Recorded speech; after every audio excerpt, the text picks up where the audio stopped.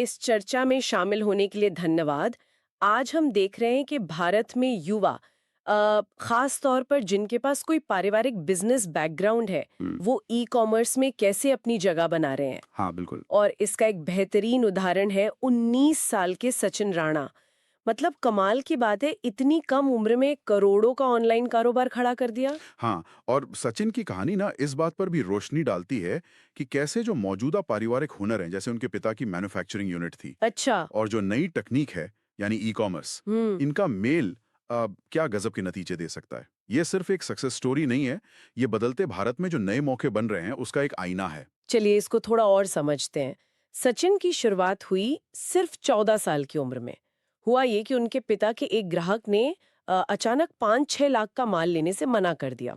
ओह! तो परिवार पर जाहिर है आर्थिक दबाव आ गया और इसी मुश्किल में सचिन ने अपने भाई के साथ मिलकर मौके की तलाश की। सोचा कि ऑनलाइन बैग्स बेचते हैं। और उस छोटी-सी शुरुआत से आज का सफ़र देखिए, मतलब उनका रोज़ का रेवेन्यू 7 से 9 लाख रुपए तक है। 7 से 9 लाख रोज का। हाँ, जिसमें करीब 10-15% का मुनाफा होता है। यानी आप समझ लीजिए 60-70 हज़ार रुपए रोज का नेट प्रॉफिट। वाओ। और वो रोज के 5,000 से 6,000 ऑर्डर प्रोसेस करते हैं। हैंडबैग, बैकपैक ये सब मेन है। 5 से 6 हजार ऑर्डर रोज। हाँ, अकेले फ्लिपकार्ट पर ही पिछले 30 दिनों में उनके 54,000 से ज्यादा ऑर्डर पूरे हुए हैं। और मीशो पर भी उनके कई पैनल हैं। उन सबको मिलाकर रोज हजारों ऑर्डर आते हैं। मतलब स्केल तो बहुत तेजी से किया है उन्होंने। बिल्कुल, ये दिखाता है कि सही प्रोडक्ट और सही प्लेटफॉर्म मिल जाए तो ग्रोथ कितनी फास्ट हो सकती है। लेकिन ये सफर आसान नहीं था, जैसा हम समझ सकते हैं। हम्म, शुरुआत में भाई ने मदद की, हम्म। पर फिर वो नीट की तैयारी के लिए चले गए। हाँ, मेडिकल एंट्रेंस। तो सोचिए, सचिन उस वक्त कितने छोटे थे। अकेले ही सब कुछ संभालना पड़ा। स्टॉक मैनेज करना, ऑर्डर प्रोसेस करना। और दिक्कतें भी आई होंगी। हाँ, बिल्कुल। एक बार तो एक प्रोडक्ट इतना वायरल हो गया कि स्टॉक ही खत्म हो गया। ओह। वो मांग पूरी नहीं कर पाए। हम्म। फिर मीशो जैसे प्लेटफॉर्म पर कस्टमर रिटर्न, हम्म। वो एक बड़ी सिरदर्दी बनी। क्योंकि हाँ। सामान वापस आने पर भी शिपिंग चार्ज तो लग ही जाता है। हाँ, वो नुकसान होता है सेलर का। और एक बार तो वो 39 रुपीज वाली गलती। अच्छा, वो क्या था? लिस्टिंग में गलती से कीमत 39 रुपीज डाल दी और लगभग 20,000 का नुकसान उठाया। क्योंकि अकाउंट बचाने के चक्कर में वो ऑर्डर भी भेजने पड़े उन्हें। अरे बाप रे! 20,000 का नुकसान सिर्फ एक टाइपो से। लेकिन देखिए, दिलचस्प बात यह है कि सचिन ने इन गलतियों से, इन चुनौतियों से सीखा। हाँ, यही तो। और यहीं से उनकी जो मेन स्ट्रैटेजी है वो निकलती है क्वालिटी पर फोकस। बिल्कुल, उनका मानना है कि भाई सस्ता बेचने के चक्कर में क्वालिटी गिरा दी तो आप लंबे टाइम तक टिक नहीं पाओगे। सही बात है। तो ये जो क्वालिटी पर फोकस है और ये यूनिकनेस, यही शायद उन्हें भीड़ से अलग करती है ना? लगता तो यही है। साथ ही उन्होंने प्लेटफॉर्म्स को भी काफी बारीकी से समझा है। जैसे कि मिंत्रा है, वो बेहतर मार्जिन देता है। अच्छा। तो मीशो जो है वो वॉल्यूम बढ़ाने के लिए अच्छा है, लेकिन वहाँ थोड़ा सावधान रहना पड़ता है। खासकर मीशो के कुछ फीचर्स हैं, जैसे स्मार्ट प्राइसिंग। हाँ, सुना है इसके बारे में।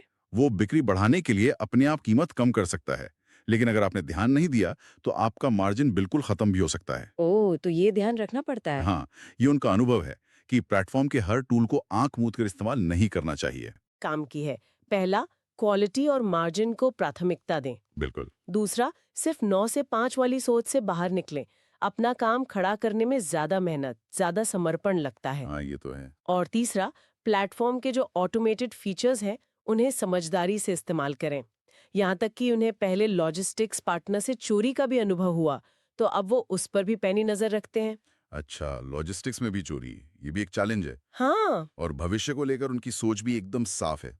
2026 तक वो एक प्रीमियम बैग ब्रांड लॉन्च करना चाहते हैं। प्रीमियम मतलब? मतलब 1,000 रुपए से ज्यादा कीमत वाले बैग्स। उनका लक्ष्य है कि अपनी मैन्युफैक्चरिंग की जो ताकत है, उसका इस्तेमाल करके बेहतरीन क्वालिटी दें और जो बड़े ब्रांड्स हैं उनको टक्कर दें। वाह, ये तो बड़ा एम्बिशियस प्लान है। हाँ, और इसे वो अपनी वेबसाइट और कुछ चुनिंदा प्लेटफॉर्म्स जैसे मंत्रा, अमेज़न पर बेचेंगे। ये दिखाता है कि वो सिर्फ वॉल्यूम गेम नहीं खेलना चाहते, बल्कि एक टिकाऊ ब्रांड बनाना चाहते हैं। तो सचिन राणा की ये जो पूरी यात्रा है, ये हमें क्या सिखाती है? मेरे ख्याल से ये दिखाती है कि उम्र हो या शुरुआती मुश्किलें हों या सीमित संसाधन हो, ये सब सफलता के आड़े नहीं आते। अगर आपके पास पारिवारिक पृष्ठभूमि का सही इस्तेमाल करने की समझ है, सीखने की लगन है और गिरने के बाद उठकर दौड़ने का जज्बा है। हाँ, बिल्कुल सही कहा और ये एक अहम सवाल भी खड़ा करती है। आज का जो ई-कॉमर्स मार्केट है, वो बहुत कॉम्पिटिटिव है। नकल करना बहुत आम है, कीमतों की लड़ाई बहुत तेज़ है। ऐसे में जो नए उद्यमी हैं, वो तेज़ी से बढ़ने और मुनाफा कमाने के साथ-साथ क्वालिटी और अपने प्रोडक्ट की जो यूनिकनेस है, उसको कैसे बनाए रख सकते हैं। ये संतुलन साधना ही शायद सबसे बड़ी चुनौती भी है और सबसे बड़ा अवसर भी। ये संतुलन, इस पर आपकी क्या राय है? सचिन की कहानी या ई-कॉमर्स के इस पहलू पर आपके क्या विचार हैं? हमें कमेंट्स में ज़रूर बताएं। और हाँ, अगर आपको ये जानकारी उपयोगी लगी और आप ऐसी और दिलचस्प चर्चाएं सुनना चाहते हैं, तो प्लीज़ लाइक करें और सब्सक्राइब करना ना भूलें। आप आदित्य और निकिता के साथ दिल से रे पॉडकास्ट देख रहे थे। अगर आपको हमारा शो पसंद आया हो, तो लाइक करें और हिंदी में ऐसे और पॉडकास्ट के लिए सब्सक्राइब करें। अगली बार तक नमस्कार।